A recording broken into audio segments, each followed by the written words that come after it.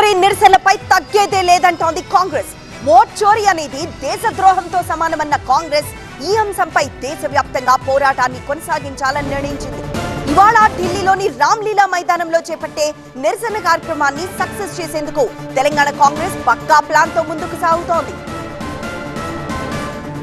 చోరీపై ఢిల్లీ వేదికగా ఆందోళనకు సిద్ధమైంది కాంగ్రెస్ పార్టీ. ఓట్ చోరీకి వ్యతిరేకంగా ఢిల్లీలోని రామ్లీలా మైదానంలో జరగనున్న మహాధర్నాను విజయవంతం చేయడంపై రాష్ట్ర పార్టీ ఫోకస్ చేసింది. ఇప్పటికే ఓట్ చోరీకి వ్యతిరేకంగా రాష్ట్ర వ్యాప్తంగా 10 లక్షల సంతకాలు సేకరించింది పీసీసీ.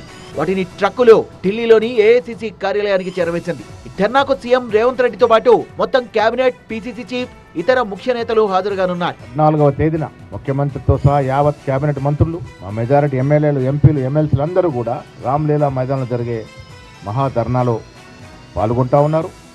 పాల్గొనాల్సిందిగా నేను విజ్ఞప్తి చేస్తూ ఉన్నాను. 11న జరిగిన మొదటి ఫేజ్ ఎన్నికలు ముగిసిన చోటు నుంచి పెద్ద ఎత్తున కార్యకర్తలు కూడా మహాధర్నాలో ఢిల్లీలో జరిగే కార్యక్రమంలో పాల్గొంటా ఉన్నారు. కాంగ్రెస్ హైకమాండ్ చేపట్టిన ఈ కార్యక్రమాన్ని టీపీసీసీ కూడా ప్రతిష్టాత్మకంగా తీసుకుంది. నిరసన కార్యక్రమానికి సాధ్యమైనంత ఎక్కువ మందిని తీసుకెళ్లడంతో పాటు ముఖ్య నేతలంతా ఈ కార్యక్రమానికి హాజరు కావాలని టీపీసీసీ సమాచారం అందించింది.